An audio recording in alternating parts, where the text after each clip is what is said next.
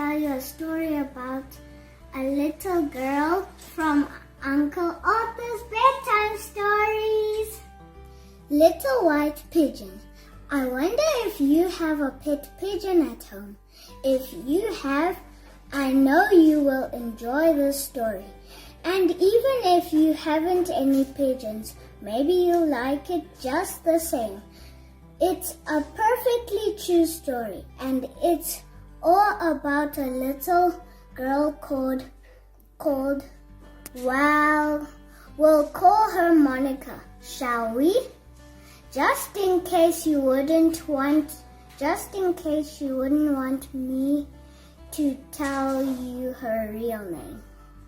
Now it so happened that Monica was out walking one day when she spied a curious little white bundle lying under a tree. What could it be? She thought as she went over to find out. When she approached the little bundle, it moved, and up popped a tiny head with two very frightened eyes peeping out. It was a little white pigeon that had fallen out of its nest far up in the tree. Just why it had fallen out, I cannot say. Perhaps there had been a quarrel. Perhaps the baby pigeon had been disobedient, and the father pigeon had pushed it over the edge. But who knows? Monica gently picked up the quivering, fluffy little birdie and carried it home in great excitement. "Mama, Mama!" she cried. "I've just found a baby pigeon." Everybody was interested. Of course,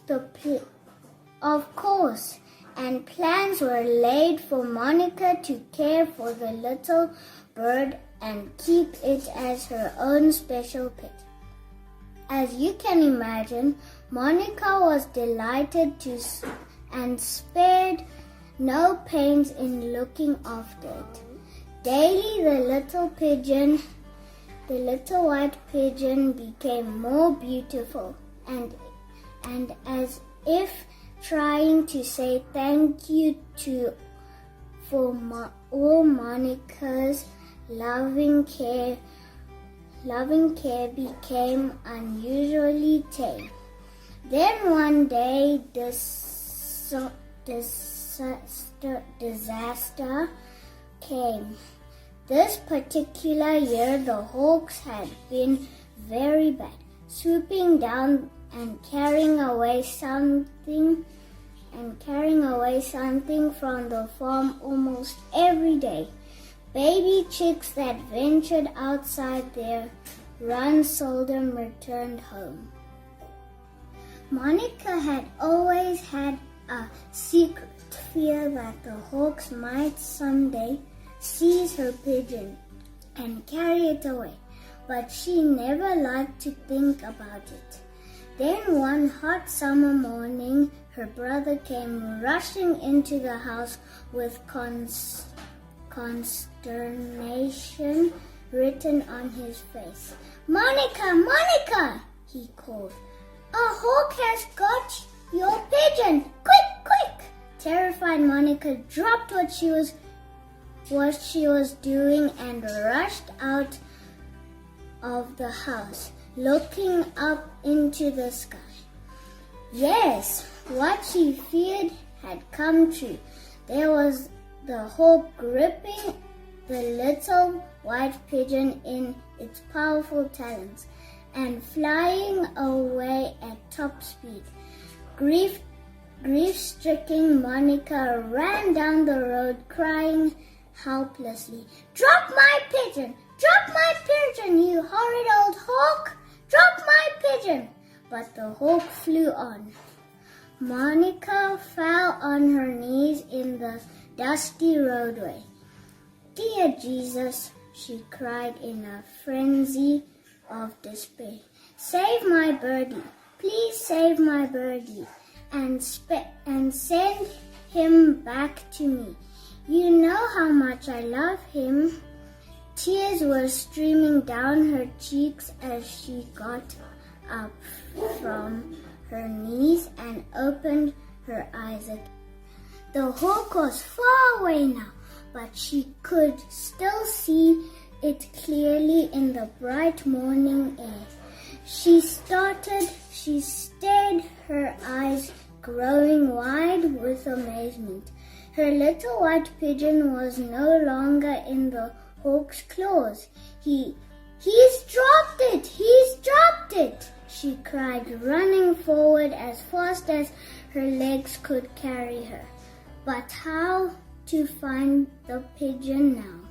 Monica hurried on, a prayer rising to heaven as she ran to the rescue. Suddenly, looking down in the dust beside her, Monica's quick eyes noticed pigeon tracks, as though some bird had been hopping along. Following them, she came to a pile of tumbleweed. You know, the curious natural football that blows over the countryside in certain districts, and there, sheltered underneath, she found her little white pigeon. Was Monica glad to see it? I should say she was, picking up the frightened bird which seemed too scared to move. She ran home, her heart overflowing with praise. There she told Mother all that had happened, how she had knelt in the dusty road and prayed, how the hawk had suddenly and mysteriously dropped its prey, and how she had been led to the very pile of tumbleweed under which the poor little bird was hiding. Gratefully, they both knelt down right where they were in the kitchen and thanked God for His goodness in so wonderfully answering a little girl's prayer.